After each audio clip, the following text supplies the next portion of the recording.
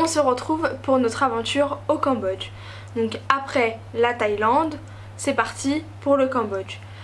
Après une journée d'attente à l'aéroport de Bangkok, on arrive dans la soirée à l'aéroport de Siem Reap. Donc en fait Siem Reap c'est la ville à côté du parc national d'Angkor. Donc en fait c'est le parc où il y a le temple d'Angkor et plusieurs autres temples. Et en fait nous on va loger dans la ville à côté qui s'appelle Siem Reap où tous les touristes logent aussi. On arrive du coup assez tard, il est 22 h, quelque chose comme ça. Et on a eu une petite surprise, on avait déjà réservé avec l'hôtel un pick-up, c'est-à-dire quelqu'un qui vient nous chercher à l'aéroport pour nous accompagner à l'hôtel. Et on pensait avoir une voiture et au final on se retrouve avec un petit tuk-tuk. C'est quand même un plus grand tuk-tuk que d'habitude, mais bon on se retrouve quand même à 4 avec 4 énormes sacs dans le tuk-tuk. C'était un peu on n'avait pas beaucoup de place quoi. Et au début le monsieur du tuk-tuk voulait pas trop nous prendre parce qu'on avait des trop gros sacs, mais bon il n'a pas eu le choix. Et du coup on arrive à l'hôtel, on est assez crevé. Du coup pour notre premier jour à Siem Reap, il faut qu'on s'acquitte d'un billet d'entrée, c'est à dire que le parc national il est pas gratuit, il faut qu'on paye un ticket. Et du coup on choisit de prendre un ticket sur plusieurs jours parce que on va mettre plusieurs jours pour visiter le temple. Pour ce premier jour on décide de faire le grand tour, c'est-à-dire le tour des temples les plus éloignés d'Angkor. Donc on en voit à peu près 5-6 temples, ils se ressemblent quand même à peu près tous parce que c'est tous la même architecture, l'architecture khmer.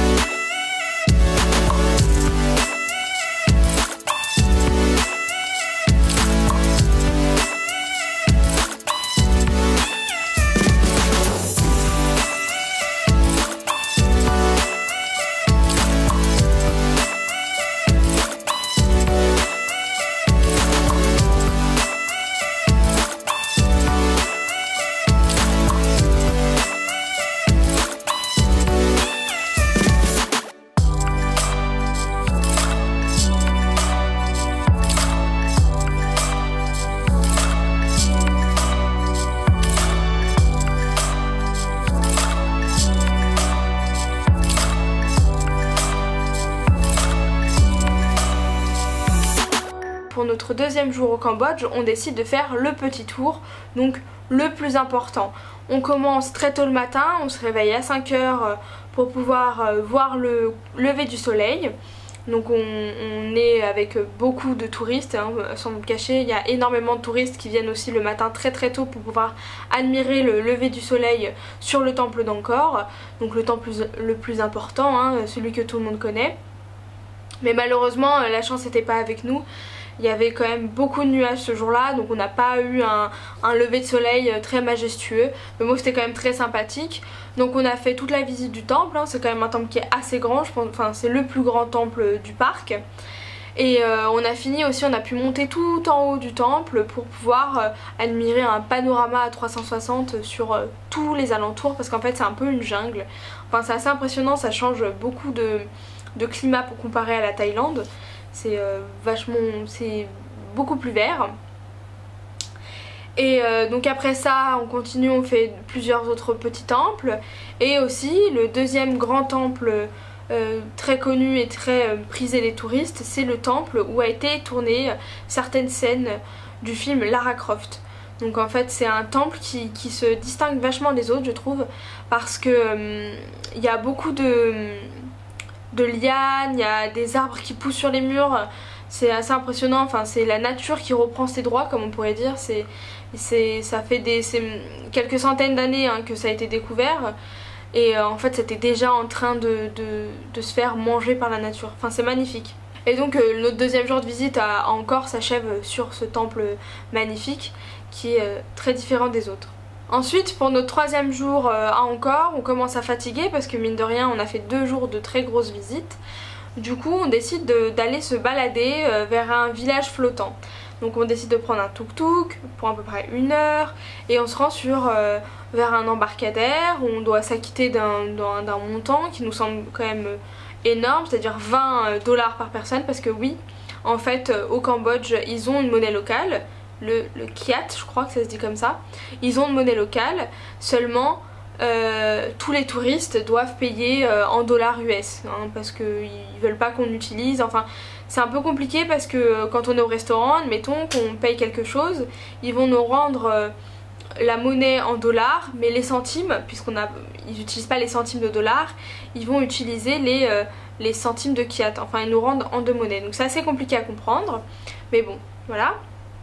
Donc arrivé sur l'embarcadère, on s'acquitte de 20 $ par personne, on monte dans une toute petite barque, donc nous on comprend pas trop parce que c'est vraiment une toute petite barque, à côté il y a des grands bateaux, et en fait on se rend compte que puisque c'est la saison des pluies, mais c'est le début de la saison des pluies, il n'y a pas beaucoup plu encore, il n'y a vraiment pas énormément d'eau, enfin il doit avoir à tout péter peut-être 30 cm d'eau, enfin les gens c'est jusqu'aux genoux quoi, donc il n'y a vraiment pas énormément d'eau, donc c'était assez compliqué. On commence à prendre le chemin et puis on se rend vers le village flottant. Seulement, puisqu'il n'y avait pas beaucoup d'eau, les maisons flottaient pas vraiment en fait. C'est-à-dire qu'elles étaient vraiment sur pilotis, mais on était tout en bas. Donc c'était un petit peu dommage, il n'y avait pas beaucoup de place pour que le bateau passe.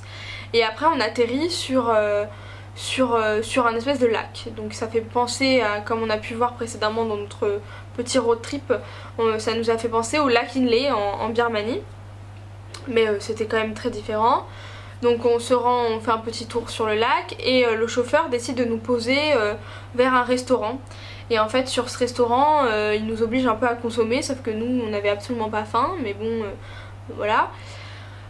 Et en fait sur ce restaurant il y avait une spécialité, enfin c'était très particulier, il y avait un espèce d'élevage de crocodiles parce qu'en Cambodge ils mangent énormément de crocodiles, et puisqu'il n'y a pas assez de crocodiles sauvages entre guillemets pour pouvoir satisfaire toute la consommation du Cambodge, ils font des élevages de crocodiles. Donc en fait on a vu, enfin c'était dans une toute petite caisse, enfin c'était pas très joli à voir pour ma part, mais bon c'est comme ça. On a quand même regardé, on a consommé quelque chose pour payer notre visite de la ferme aux crocodiles comme ils appellent ça.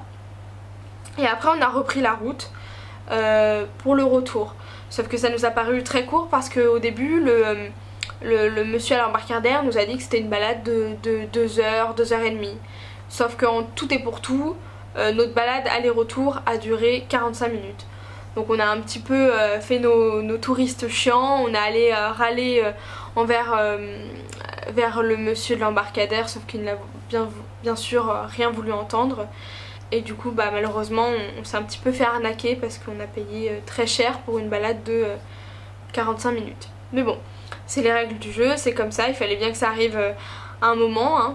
Pour notre 4e et dernier jour au Cambodge, donc à Siem Reap plus particulièrement, on décide d'aller faire un tour dans les magasins pour voir pour des souvenirs ou des choses comme ça, et on visite aussi un centre de formation, je crois que c'est comme ça que ça s'appelle, c'est un centre de formation où l'État a créé une espèce de petite école pour perpétuer l'artisanat cambodgien. Et en fait dans ce centre de formation les gens apprennent la taille du bois, la taille de pierre, tout ce qui est la dorerie, tout ce qui est argent, les trucs comme ça. Donc c'était vraiment impressionnant, et en fait on a pu faire une petite visite des ateliers et on a pu apprendre à chaque fois comment se fait la taille des pierres pour faire des petites figurines comme des éléphants, des petites choses comme ça. On a aussi pu voir la taille du bois, on a vu des gens sculpter des bouddhas dans du bois, et enfin c'était vraiment impressionnant parce que toutes les étapes étaient bien décrite et on a pu suivre tout le processus de création d'une pièce. Et on a vu aussi tout ce qui est le bois laqué, parce que c'est vraiment une spécialité, j'ai l'impression, de l'Asie du Sud-Est. Le bois laqué, c'est-à-dire du bois recouvert de laque noire. Après ils apposent plein de motifs différents. C'était vraiment super impressionnant, c'était vraiment bien. Et après ça on décide de retourner en ville, se balader pour faire des petites emplettes. Et après nos multiples emplettes à Siem Reap, on décide de retourner à l'hôtel pour se rafraîchir, parce que comme toujours, hein, comme tout au long de notre voyage, il fait très chaud. Du coup on se rafraîchit à la piscine et c'est comme ça que s'achève notre séjour à Siem Reap. Le lendemain on reprend un bus international pour la Thaïlande, car oui, on y retourne, on fait un petit peu des va-et-vient, mais c'est ça qui est sympa. Donc retrouvez-nous dans une nouvelle vidéo où on vous racontera notre retour en Thaïlande. Si vous voulez suivre nos aventures en Thaïlande, n'hésitez pas à vous abonner, à liker et surtout activer la petite clochette pour être informé de notre prochaine vidéo sur la Thaïlande. Je vous fais à tous de très gros bisous et à bientôt dans une prochaine vidéo.